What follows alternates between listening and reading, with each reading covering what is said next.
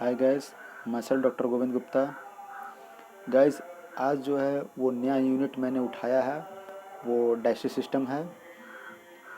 और गैस ये बहुत ही इम्पोर्टेंट यूनिट है। चाहे वो आप नीट की तैयारी कर रहे हों, चाहे वो नीट यूजी हो, चाहे नीट पीजी हो, चाहे यू असेंबली हो, चाहे एफएमजी हो, चाहे वो इंटर 11 12 जो भी हो, कम्पिटिटिव एग्ज़ाम की तैयारी कर रहे हो, तो ये बहुत ही इम्पोर्टेंट यूनिट है गाइस। क्योंकि इसमें जो है मैंने आपको बेसिक चीज़ समझाया हुआ हूँ। तो गाइस जो है इसको जो है बिना वक्त गंवाए इसको स्टार्ट करते हैं। गाइस इसमें दो टर्म हैं। पहले तो डाइजेशन एंड डाइजेस्टिव सिस्टम। अब डाइजेशन को डिफाइन कैसे करेंगे? डाइजेशन का डिफाइन जो है guys, process process by which through food is broken down, process by which food is broken down into simple chemical substance. Guys ध्यान रखिएगा, ये होता है, ऐसा प्रोसेस होता है जो फूड पार्टिकल्स को ब्रेक डाउन करता है। किसके थ्रू? मैकेनिकल के थ्रू और एंजाइमेटिक एक्शन के थ्रू। ठीक है, ब्रेक डाउन होता है। और ये जब ब्रेक डाउन होता है तो ये न्यूट्रिएंट के तौर पे बॉडी से एब्जॉर्व किया जाता है। इसी को डाइजेशन कहा जाता है। यानी हम इसको डेफिनेशन इस तौर पे कहा जा सकता है कि process by which food food is broken down into simpler chemical substance and absorbed used as nutrient in the body. ठीक है, तो इसको डेफिनेशन ऐसा कहा जा सकता है। और जबकि डाइजेस्टिव सिस्टम जो होता है, किसके थ्रू डाइजेशन होता है? ये एक सिस्टम होता है, इसमें बहुत सारे जो है ऑर्गन्स, डाइजेस्टिव ऑर्गन्स जो है मिलकर जो है डाइजेशन करते हैं। जैसे माउथ हो गया, फायरनिक्स हो गया, इसोफेगस हो गया, स्मॉल इंटेस्टाइन, लार्ज इंटेस्टाइन, सब मिलकर जो है इस डाइजेशन फूड को डाइजेस्ट करते हैं। इसी को हम डाइजेस्टिव सिस्टम कहा जाता है। और गैस एक चीज़ और बताना चाहता हूँ मैं कि जो है पर डे जो हेल्दी पर्सन होता है, पर डे हेल्दी पर्सन जो होता है वो 1 kg जो है फूड इनटेक करता है। और जबकि सॉलिड फूड, ठीक है, 1 kg। और जबकि लिक्विड फूड जो होता है वो 1 to 2 kg होता है। तो ये चीज़ ध्यान रखिएगा। तो अब गाइस इसका डिफिनेशन हो गया। अब इसका हम फंक्शन समझ लेते हैं डाइजेस्टिव सिस्टम का। कि पहला नंबर इसका फंक्शन जो होता है वो इंगेशन ऑफ फूड सब्सटेंस, मतलब इनटेक ऑफ फूड पार्टिकल्स। अब ये फूड जो है उसको ब्रेक डाउन होता है स्मॉल पार्टिकल्स में, ये भी एक फंक्शन होता है डाइजेस्टिव सिस्टम का। अब ये transport to different parts of the body. अब फूड जो हम लेते हैं माउथ के थ्रू तो वो ट्रांसपोर्ट करता है एक सिस्टम से दूसरे सिस्टम के पास। जैसे माउथ लिया तो माउथ जो है फार्निक्स पास दिया, फार्निक्स जो इसोफेगस पास स्टमक, ऐसे जो है एलिमेंट्री कैनल में जो है ये प्रोसेस चलते रहता है, तो ट्रांसपोर्ट करता है। Secretion of necessary enzymes. अब ये एंजाइम्स जो होता है वो डाइजेशन प्रोसेस में बहुत इंपॉर्टेंट रोल करता है, ये सेक्रेशन करता है। फिर एब्जॉर्प्शन ऑफ न्यूट्रिएंट्स, जो है डाइजेस्टिव ऑर्गन जो है वो एब्जॉर्प्शन ऑफ न्यूट्रिएंट्स का फंक्शन काम करता है। रिमूवल ऑफ अनवांटेड सब्सटेंस, ये रिमूवल का काम करता है। जो अनवांटेड सब्सटेंस रहता है उसको जो है रिमूव करता है बॉडी से। ठीक है, तो ये गाइस ये जो है फंक्शन होता है डाइजेस्टिव सिस्टम का। अब इसका जो है डाइजेस्टिव सिस्टम का गाइस जो है ये क्लासिफिकेशन समझ लेते हैं एनाटॉमिकली, जो कि स्ट्रक्चरली जो होता है क्लासिफिकेशन इसमें डिस्कस करेंगे। ये दो प्रकार के क्लासिफाइड हुए हैं, एक primary digestive system organs and accessory digestive organs. Primary digestive organs वो डाइजेस्टिव ऑर्गन्स होते हैं जो जो मेन डाइजेशन का रोल करते हैं, प्ले रोल करते हैं, जो मेन डाइजेशन का रोल करते हैं। और एसेसरी डाइजेस्टिव ऑर्गन्स वो होते हैं जो डाइजेशन को मदद करते हैं, मतलब मीन्स हेल्प करते हैं डाइजेशन। तो प्राइमरी में जो आते हैं वो माउथ होता है, फाइनिक्स होता है, इसोफेगस होता है, स्टमक होता है, स्मॉल इंटेस्टाइन और लार्ज इंटेस्टाइन। ये गाइस प्राइमरी डाइजेशन ऑर्गन्स होते हैं। और एसेसरी डाइजेस्टिव ऑर्गन्स में टीथ हो गया, टंग हो गया, स्लाइवरी ग्लैंड हो गया, पेनक्रियाज हो गया, लीवर हो गया, गैल ब्लैडर हो गया। ये इंपॉर्टेंट जो है एसेसरी जो है इसको डाइजेशन में हेल्प करते हैं, इसे हम एसेसरी डाइजेस्टिव ऑर्गन्स बोला जाता है।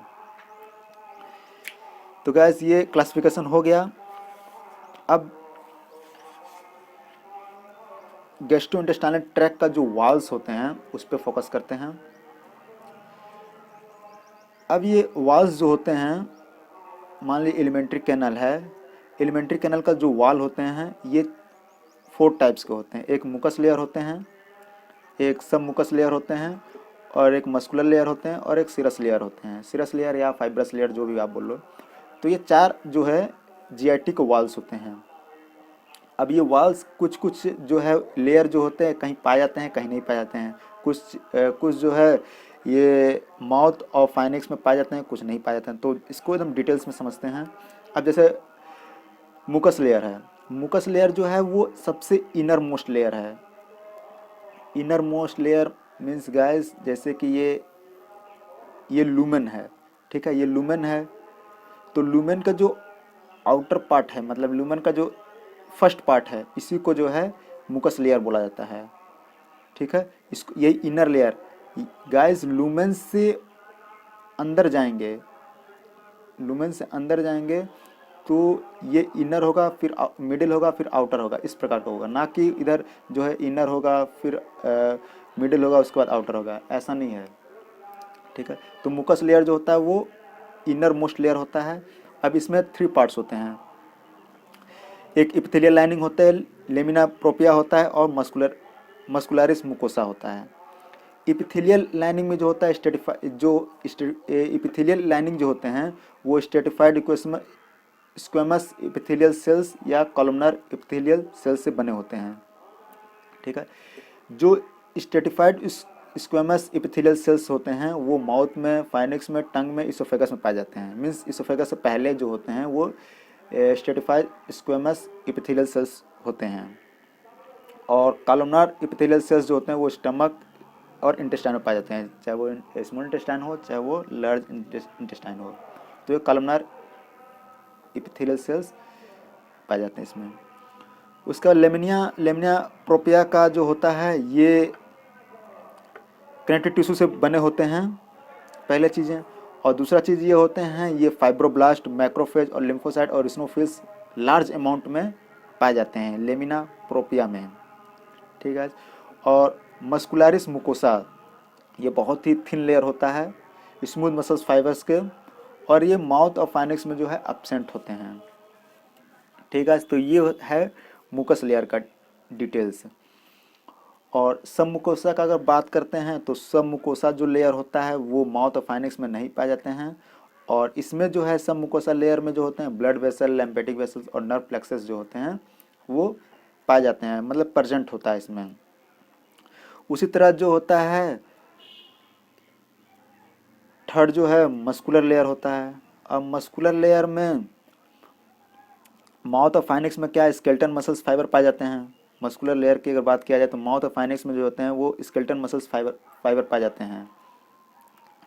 और जो है इसोफेगस में अगर बात किया जाए तो इसोफेगस में जो है स्केलेटन मसल्स और स्मूथ मसल्स दोनों पाए जाते हैं इसोफेगस में बस। और स्टमक में जो है oblique layer, circular layer and longitudinal layer पाए जाते हैं। मीन्स ये जो है तीनों लेयर पाए जाते हैं। और इंटेस्टाइन में जबकि मिडिल जो होता है वो सर्कुलर होता है और आउटर जो होता है लॉन्गिट्यूडनल होता है। इसको मैं फिगर में समझा देता हूँ गाइस, देखिए। जैसे मान लीजिए ये जो है सरोसा लेयर है, ठीक है, सबसे आउटर लेयर है, आउटर मोस्ट लेयर है ये। उसके बाद ये जो है यहाँ से जो है यहाँ तक मीन्स ये मस्कुलर लेयर है, ठीक है। मस्कुलर लेयर में है लॉन्गिट्यूडनल मसल्स है, सर्कुलर मसल्स है, ऑब्लिक्यू मसल्स है। और ये जो है मिडिल लेयर है सब मुकोसा लेयर होता है। और ये मुकस लेयर है जो इनर मोस्ट लेयर है, ठीक है। तो ये होते हैं। और सिरस लेयर में जो होता है सिरस लेयर या फाइब्रस लेयर जो भी आप बोल लो, ये आउटर मोस्ट लेयर होते हैं। और ये कनेक्टिव टिश्यू से बने होते हैं और ये स्टमक और इंटेस्टाइन को कवर करते हैं। और बाकी जो है फाइनिक्स, माउथ, जो इसोफेगस में जो है ये नहीं पाए जाते हैं सिरस लेयर, ठीक है। तो गाइस ये है। और नर्व सप्लाई की अगर बात किया जाए गाइस तो इसका जो है 2 नर्व सप्लाई जो है जीआईटी में पाए जाते हैं। एक इंट्रिंसिक नर्व सप्लाई होता है और एक एक्सट्रिंसिक नर्व सप्लाई होता है। इंट्रिंसिक नर्व सप्लाई जो होता है वो एंट्रिक नर्वस सिस्टम के थ्रू जो है एएनएस के थ्रू आते हैं, फॉर्मेशन होता है। और इसके अंतर्गत जो नर्व होते हैं वो ऑरिबैक प्लेक्सस होता है और मेसनियर प्लेक्सस होता है। ये दो नर्व प्लेक्सस जो होते हैं ये जीआईटी में पाए जाते हैं। अब इसका जो इंटेंसिव नर्व सप्लाई जो होता है वो सेक्रेशन और रेगुलेशन का काम वर्क होता है। ये दो वर्क होता है इंटेंसिव नर्व सप्लाई का। तो इसको बारीकी से समझते हैं। जैसे ऑरिकी ब्लैक प्लेक्सस होता है, इसे मैंट्रिक नर्व प्लेक्सस भी बोला जाता है। और ये वर्क जो होता है इसका जो है रेगुलेट मूवमेंट ऑफ जीआईटी करता है। और ये सेक्रेटरी एक्साइटरी न्यूरोट्रांसमीटर जैसे एसिटिकोलिन हो गया, सेरोटोनिन हो गया और सब्सटेंस पी जो है टाइप का जो है ये एक्साइटरी न्यूरोट्रांसमीटर जो है सेक्रेट करते हैं इसमें ऑरिब्लैक प्लेक्सस। और ये ऑरिब्लैक प्लेक्सस जो होते हैं वो मस्कुलर लेयर में पाए जाते हैं। ऑरिब्लैक प्लेक्सस और मेसनियर प्लेक्सस जो है मस्कुलर लेयर में पाए जाते हैं। और मेसनियर प्लेक्सस जो होता है वो सेक्रेटरी फंक्शन इन जीआईटी काम करता है और कंस्ट्रक्शन ऑफ ब्लड वेसल्स का काम करते हैं, ये काम करते हैं। तो मीन्स ये अगर दोनों की अगर हम बात करें, इंटेंसिव जो नर्व सप्लाई होते हैं वो जो है वो रेगुलेशन का और सेक्रेटरी का फंक्शन काम करते हैं। और एक्सटेंसिव नर्व सप्लाई जो होता है वो सिंपैथिक और पैरासिम्पैथिक का नर्वस सिस्टम का काम करते हैं। ये दोनों अपोजिट काम करते हैं एक दूसरे के। सिंपैथिक नर्वस सिस्टम जो होता है वो सेक्रेशन को इनहिबिट करता है, डिक्रीज करता है। किसके through? Nor adrenaline means nor epinephrine के थ्रू जो है एड्रेनल कॉर्टेक्स जो होता है उसके थ्रू जो है ये इनहिबिट कर देता है। और ठीक उसी प्रकार जो है अपोजिट जो है पैरासिम्पैथिक नर्वस सिस्टम जो है काम करता है अपोजिट। ये क्या करता है कि एसिलेरेट कर देता है, सेक्रेशन को इंक्रीज कर देता है।